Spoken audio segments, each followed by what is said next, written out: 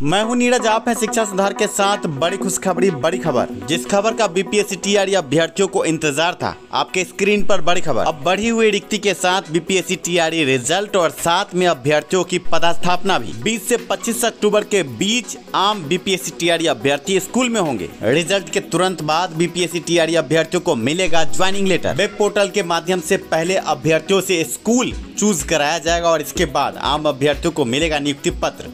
और सबसे बड़ी खबर, बीपीएससी टीआरई में रिक्ति बढ़ी। मैं हूं नीरज, आप हैं शिक्षा सुधार के साथ। और बड़ी खबर हमने आपको जो दी कि वर्तमान में माध्यमिक, उच्च माध्यमिक, बीपीएससी टीआरई रिजल्ट का इंतजार और अगले 10 दिनों में रिजल्ट।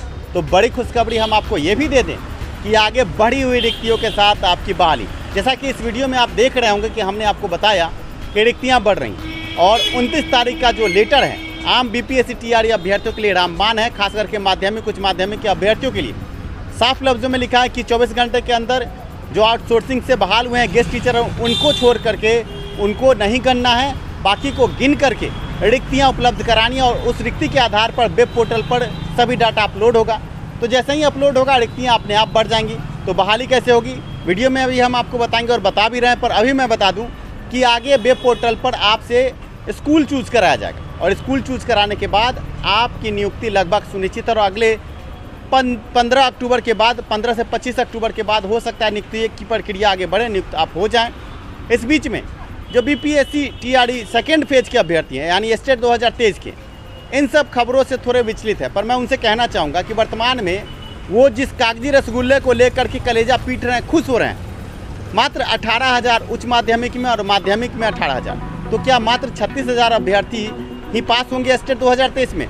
जब अभ्यर्थी ज़्यादा पास होंगे तो सबसे बड़ा मुद्दा, सबसे बड़ी मांग ये है कि रिक्तियाँ बढ़ें। और शिक्षा सुधार की ये पहल है कि जितनी भी रिक्तियाँ हैं, करीब करीब 1,20,000 रिक्तियों पर अगर बहाली आएगी तो कहीं ना कहीं विभिन्न कैटेगरी में जो स्टेट 2023 पास करेंगे सभी को फायदा होगा। पर मैं देख रहा हूँ कि कुछ छबड़ी लोग हैं जो ये चाह रहे हैं कि नहीं, जितनी रिक्ति, जितना कागजी रसगुल्ला सरकार दे रही उतना ही पर। तो ये गलत है। कहीं ना कहीं आगे जब बहाली शुरू हो जाएगी तब आपको समझ में आएगा, जब कैटेगरी वाइज सीट बटेगा तो आपको दिक्कत होगा। तो हमारी मांग जो थी लगभग 7वें चरण में मांग मान ली गई है। और जो भी रिक्तियाँ हैं, जो 32,000 छठे चरण की रिक्तियाँ थी, जिसमें 2,000 ही मात्र पद नियुक्त हुए, 30,000 वो रिक्ति। और साथ में वर्तमान में जो सृजित पद हैं, जो कैबिनेट के द्वारा प्रस्तावित हुई, जो सृजित हुआ है, उन पदों को भी जोड़ना। ये बड़ी खुशखबरी हम आपको दे दें और वेब पोर्टल के माध्यम से आपकी बहाली होगी। ऐसे में आप 38 जिले के शिक्षक अभ्यर्थियों से कहेंगे कि ये मांग तो मानी जा रही है, पर आप चुप न बैठे, लगातार ट्वीट के माध्यम से, व्हाट्सएप ग्रुपों के माध्यम से इस आवाज़ को बुलंद करते रहें।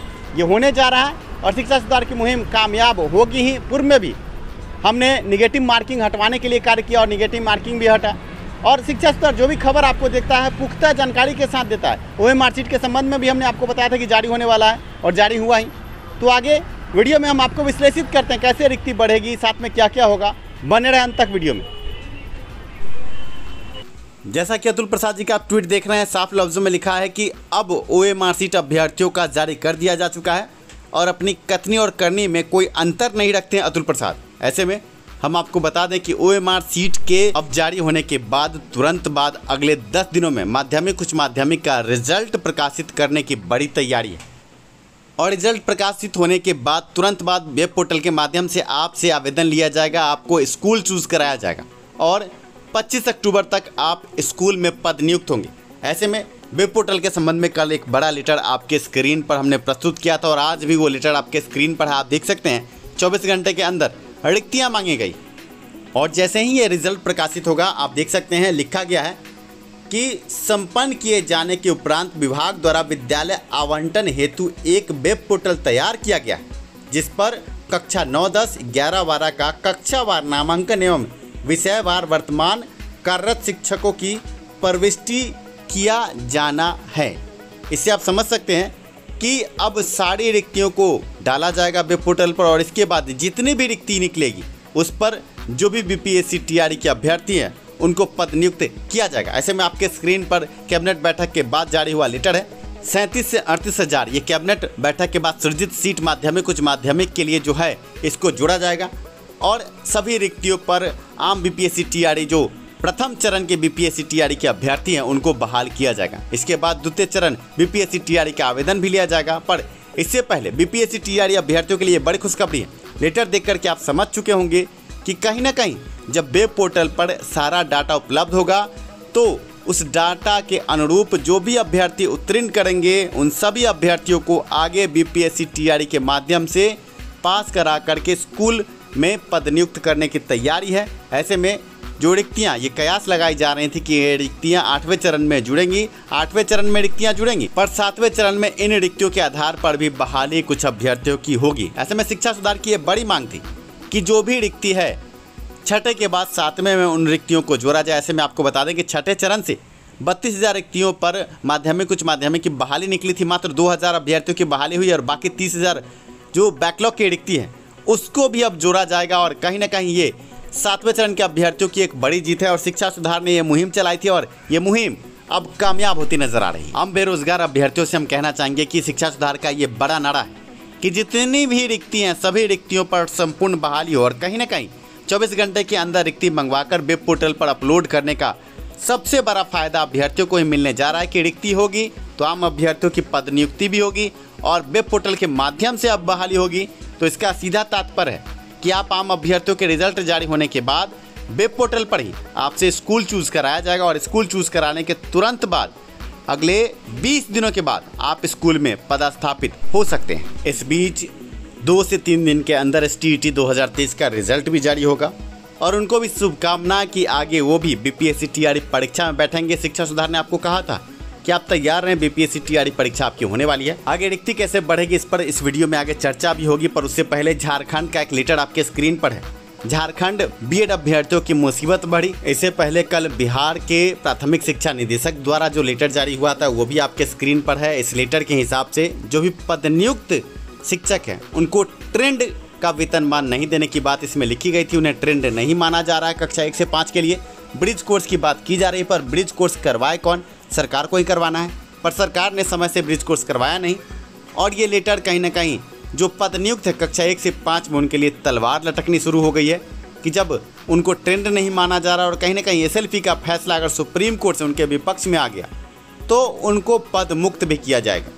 ऐसे में आपके स्क्रीन पर वो लेटर है जो कल जारी हुआ, इसे आपने ज़रूर देखा होगा। अब झारखंड का लेटर, झारखंड में क्या हुआ वो आप देख सकते हैं। लिखा गया है साफ लफ्ज़ों में कि जिन अभ्यर्थियों ने नवंबर 2022 में JBT TET के लिए आवेदन किया है ऐसे अभ्यर्थियों को JBT TET विशेष परीक्षा दिनांक 15/10/2023 को संचालित की जाएगी। इस परीक्षा में केवल JBT DLED अभ्यर्थियों को ही सिर्फ भाग लेने की अनुमति है। ऐसे में सर्टिफिकेट अपलोड की बात की जा रही है। आप देख सकते हैं आगे लिखा है कि उक्त संबंध में क्वालिफिकेशन सर्टिफिकेट को अपडेट करने हेतु बोर्ड द्वारा 1/10/2023 से 6/10/2023 तक बोर्ड वेबसाइट पर लिंक उपलब्ध करवाया गया है, जिसमें अभ्यर्थी अपना आधार नंबर, एप्लीकेशन नंबर एवं जन्म तिथि डालकर शैक्षणिक योग्यता अनिवार्य रूप से अपडेट कर सकेंगे।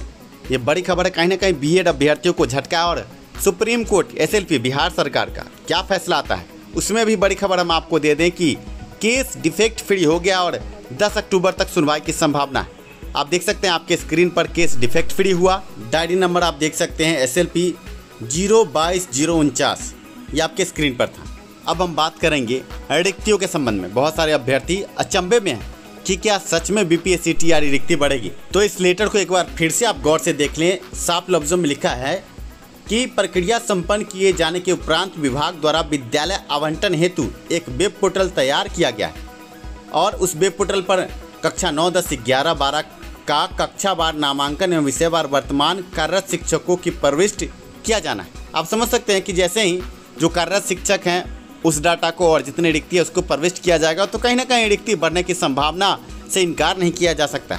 ऐसे में आम अभ्यर्थी भी डटे रहें कि रिक्ति 7वें चरण में जुड़े। हम किसी के विरोध में नहीं हैं, पर संपूर्ण रिक्ति पर संपूर्ण बहाली 7वें चरण के अभ्यर्थियों का हक है। और अगर 7वें चरण में वो रिक्ति नहीं मिली तो 8वें चरण में भी उम्मीद मत रखिए कि रिक्तियाँ बढ़ेंगी। और कुछ 8वें चरण के इंतजार में बैठे मूर्ख अभ्यर्थियों को हम समझाना चाहेंगे कि आप देखिए कि उच्च माध्यमिक में 18,830 और माध्यमिक में 18,880। आप समझिए कि ऊँट के मुंह में जीरा। अगर इतनी रिक्तियों में 8वें चरण पर बहाली निकलेगी तो खास करके कैटेगरी EBC के अभ्यर्थियों तो सीधे तौर पर मरेंगे और जनरल के अभ्यर्थी भी मरेंगे, क्योंकि रिक्तियाँ मात्र 37 से 38 हज़ार पूर्ण रही है। तो आप समझिए कि जो लोग बीपीएससी टीआरई में बैठना चाह रहे हैं आगे जो 21 तारीख से बीपीएससी टीआरई 2 का आवेदन लिया जाएगा, तो रिक्ति 38 या 40 हज़ार में क्या मिलेगा उनको। ऐसे में रिक्ति बढ़नी चाहिए, ये बीपीएससी टीआरई 2 के लिए भी ज़रूरी है। जो 7वें और 8वें चरण के अभ्यर्थी हैं, मांग करें जितना रिक्ति ज़्यादा हो उतना आपको फ़ायदा है और रिक्ति बढ़नी ही चाहिए। रिक्तियों के संबंध में आंकड़ा और विशेष जानकारी हमने आपको दी। ऐसे में सभी अभ्यर्थियों को अब एक होने का वक्त है और वर्तमान में 7वें चरण अभ्यर्थियों के लिए खुशखबरी की आगे रिक्तियां बढ़कर आपकी नियुक्ति होगी और जल्द ही आप स्कूल में होंगे। वीडियो पसंद आया हो तो लाइक जरूर करें, आप लाइक करना भूल जाते हैं। अंत में ऐसे अभ्यर्थियों के लिए आवश्यक सूचना जिन्होंने बीएड तो कर लिया पर पीजी नहीं किया, अगर आप पीजी नहीं करते तो कहीं ना कहीं आने वाली एसटीईटी में आप नहीं बैठेंगे और साल में अब 2 बार एसटीईटी की बात हो रही है, तो बीएड करने के बाद मात्र पेपर 1 के लिए आप दावेदार, पर आप पीजी कर लेते हैं तो दोनों पेपरों के लिए आप उपलब्ध होंगे। ऐसे में आपके स्क्रीन पर एक नंबर है, बिहार के बाहर के प्रतिष्ठित यूनिवर्सिटी कॉलेजों से BEd, DElEd, MEd, PG, PhD आप कर सकते हैं सस्ते दरों पर। डिस्टेंस से अगर आप बीएड करना चाहते हैं उसके लिए भी आप संपर्क करें। डिस्टेंस में मात्र कुछ सीटें हैं, अगर आप कहीं पर पद नियुक्त है और डिस्टेंस से बीएड करना चाहते हैं तो आप इस नंबर पर संपर्क कर सकते हैं।